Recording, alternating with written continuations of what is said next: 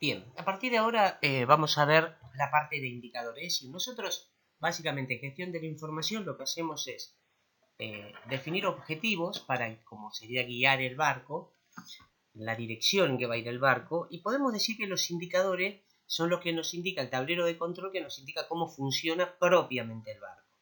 Entonces, podemos decir que básicamente los objetivos, los indicadores, sirven para dos cosas. Primero, para establecer el control operacional de la empresa, y segundo, para controlar o hacer el seguimiento de los objetivos, ya sean los objetivos generales o los objetivos específicos. Siempre que nosotros nos propongamos un objetivo, va a haber un objetivo general que va a estar asociado a un indicador y los objetivos específicos lo mismo. A veces el objetivo general puede no estar asociado a un indicador, pero los específicos seguro. Entonces, cuando hagan el trabajo, fíjense que los objetivos específicos tienen que tener un indicador asociado. Y para lo otro que sirven es para ver los controles operacionales de la empresa, es decir, el desempeño de cada uno de los procesos, entendiendo como proceso compras, ventas. Bueno, después más adelante vamos a ver en algunas filminas cómo es esto. Bueno, un indicador, dice, es una relación numérica que del estado de una actividad que se está midiendo, y un indicador debe reflejar la situación del proceso o la actividad que se está analizando. Yo puedo mirar indicadores o medir procesos. Esta definición, cuando yo les pregunte, le haga las preguntas, no es la que va en el coso. La definición para qué sirven los indicadores es concreta, es para el seguimiento de objetivos y para el control operacional de la empresa. Es decir, cómo está funcionando mi empresa, si el índice de ausentismo es el que esperaba, si el índice de scrap es el que esperaba, ¿sí? ¿Para qué usamos los indicadores? Podemos diagnosticar una situación, queremos hacer un relevamiento de cómo está un determinado proceso, el seguimiento del desempeño, cómo nuestro proceso, qué cantidad de scrap genera, qué productividad tiene, qué horas de paradas hay. Ayudar a la planificación en base a los indicadores, podemos hacer seguimiento de los objetivos que nos propusimos, podemos armar la planificación. Y después también ayuda a gestionar la mejora, es decir, aquellos indicadores que dan por debajo del valor esperado, bueno, que yo lo definí ese valor esperado quizás con el historial o con algún otro método, con el análisis FODA, con el del mercado, no tengo que actuar sobre aquel que dé por debajo del que yo establecí, ¿no? Como parámetro normal de funcionamiento. Bueno, ¿cómo identifico dónde tengo que poner indicadores? Primero, lo que tengo que hacer es un mapeo de procesos, es decir, en un determinado proceso, en una determinada empresa, identifico todos los procesos. Lo más común, los procesos productivos generalmente se muestran por un flujograma, que no es, digamos, materia del estudio de esta materia, pero bueno, lo vamos a ver, ¿no? Después tengo que tener analizado, identificado el sistema de costes, ¿no es cierto? El costo, ¿no es cierto? ¿Cuánto me va a salir sostener este indicador? Y por último, identificar el punto clave del proceso, que es donde yo sí o sí va a ser el indicador más importante, ¿no es cierto? Imaginemos que, por ejemplo, no sé, podría ser, no sé, el tiempo de entrega, supongamos, si yo viera que es una empresa de logística.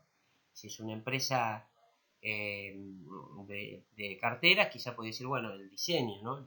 La cantidad de productos que saqué por temporada y la eficacia o el porcentaje de productos que fueron eficaces, que fueron buenos, se vendieron. Bueno, ¿cómo se mapea las actividades de un proceso? Bueno, generalmente Ishikawa, que era un ingeniero japonés, planteaba esto, ¿no? Decía que los resultados de un proceso tenían 4 fuentes de, digamos, de alteración o 4 fuentes de ruido. Entonces, primero asignaba que un proceso está asignado por la máquina, por la materia prima, por el método que generalmente está documentado y por la mano de obra. Es decir, que yo, si quisiera mapear básicamente un proceso, yo tendré que tener un indicador de máquinas como horas de paradas, un indicador de materia prima como cantidad de materia prima rechazada o cantidad de no conforme, uno relacionado al método de proceso, es decir, el nivel de scrap, por ejemplo, podría ser uno de nivel de proceso, y por último la mano de obra, el índice de ausentismo o la cantidad de horas de capacitación. Yo podría hacer el seguimiento de eso y finalmente el valor real me lo va a dar el resultado, el indicador que yo pongo acá en la salida, ¿sí? Bueno, ¿cómo se determinan las variables críticas? es importante determinar la variable crítica que tiene una actividad en un proceso para definir el indicador. Es decir, yo tengo que ver cuál podría ser la variable crítica. En un proceso yo podría estudiar en el horno, pongamos que yo tuviera un horno de tratamiento térmico, podría decir, bueno, la temperatura. La temperatura es la variable crítica. Si mientras yo respete el ciclo de temperatura, el gráfico temperatura-tiempo, el proceso va a andar bien, no necesito medir mucho. O digo, qué sé yo, la variable crítica de la venta, la facturación, o la cantidad de unidades vendidas, o determinada cantidad de unidades vendidas, o de compra. ¿Cuál es la variable crítica en compras? Bueno, qué sé yo, que no haya habido ningún día de desabastecimiento, por ejemplo. Generalmente debe ser la que más representa el objetivo a lograr. Si el objetivo aumenta las ventas, la facturación es una variable, ¿no? Debe ser fácil de obtener y fíjense que la facturación es una variable fácil de obtener porque siempre se carga. Mientras que la rentabilidad de la venta podría ser un poquito más compleja, ¿no? Pero bueno, también podría ser crítica. Es crítica, pero bueno, más difícil de lograr, ¿no?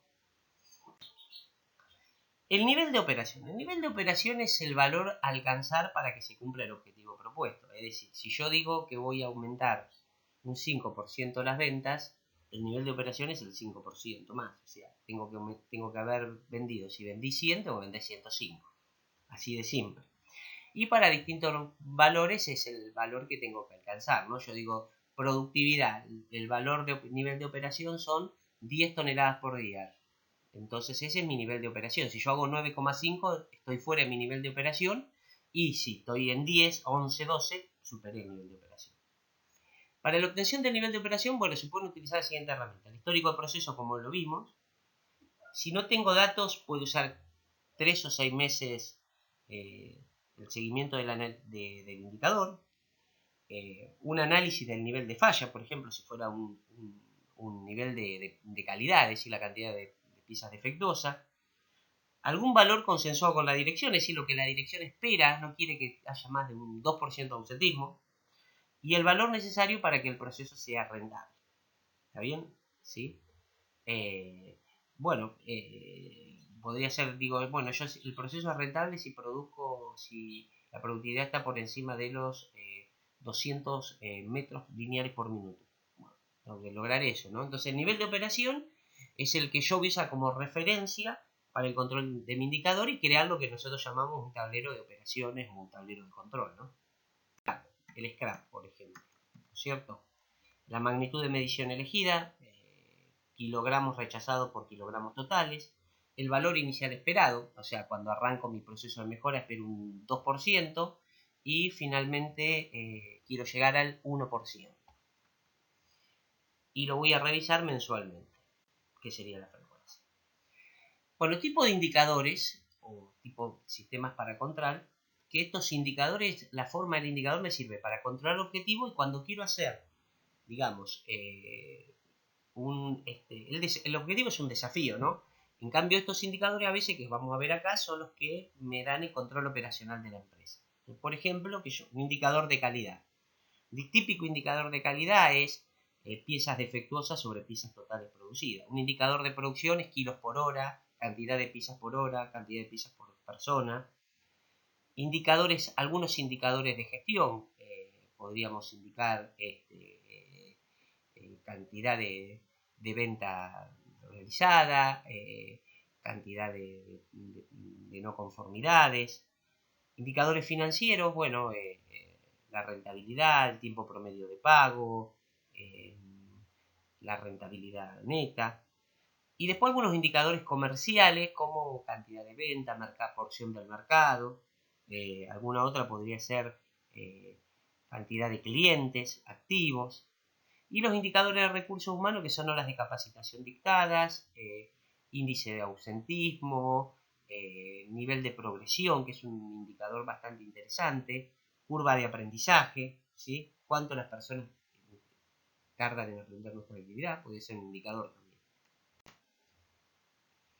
El control a través de los indicadores. Bueno, la ventaja que tiene es una forma rápida de leer el proceso, del desempeño del proceso. O sea, el control operacional de una empresa yo lo voy a hacer siempre a través de indicadores. Esta es la manera más fácil. Yo me planteo objetivos. Para cumplir esos objetivos le puse un indicador a cada uno de esos objetivos. Generé los objetivos específicos, generé la estrategia. Y después tengo que, asociado a esos objetivos estratégicos, para que se puedan cumplir, la empresa tiene que estar en un determinado nivel operacional. ¿Eso qué lo va a definir? Lo va a definir el proceso, los indicadores. El tablero control me va diciendo si estoy bien o estoy por debajo de los valores que tenía que alcanzar o por encima. Y después son fáciles de construir y son de fácil seguimiento. Las desventajas que el indicador solo para decirte que está mal, para avisarte que está mal, no te va a resolver el problema. No siempre representan el proceso, a veces se utilizan indicadores que no tienen nada que ver con el proceso. Yo estoy midiendo algo que en definitiva por ahí no representa lo que yo quisiera medir. Por ejemplo, no sé, estoy midiendo la productividad, pero no estoy midiendo la productividad por peso. Entonces capaz que sí, aumenté la productividad, pero metí 200.000 horas extra y bueno, no sirve, ¿no? Hay que ver eso. A veces no tienen utilidad, porque algo que hay que entender es que, digamos, información sin tratamiento, o sea, datos, juntar datos sin acción es burocracia. O sea, si pongo un indicador tiene que servir para algo y tengo que tomar acciones sobre eso. Y no siempre son fáciles de seguirlo y mantenerlo, tiene un costo. Bueno, el principio de independencia, los indicadores deben ser independientes entre sí, es decir, los indicadores no deben ser la composición de otros dos indicadores, eso a veces no tiene mucho sentido. No deben contradecirse entre sí, no puede haber dos indicadores que midan dos cosas que no tienen nada que ver, y se deben dar resultados de forma independiente, o sea, me deben dar indicaciones de algo que yo no pueda medir de otra manera, ¿no es cierto? O sea, la independencia de los indicadores tiene que ser que yo tome valores que sean independientes de todo. Por ejemplo, el nivel de scrap es un valor independiente de todo, ¿no es cierto? Por ejemplo.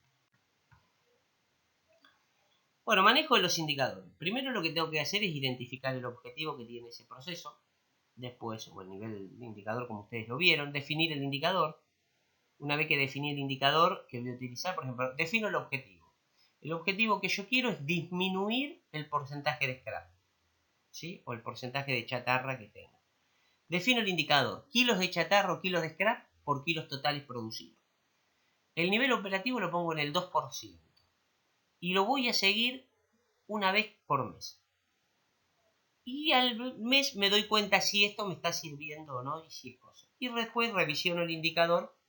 Si por ejemplo iba al 1%, me había creído que tener el 2% y ya tengo el 1%, no tiene ningún sentido tener ese mismo indicador. Es el nivel operativo, tengo que modificarlo y volver a poner el 1%.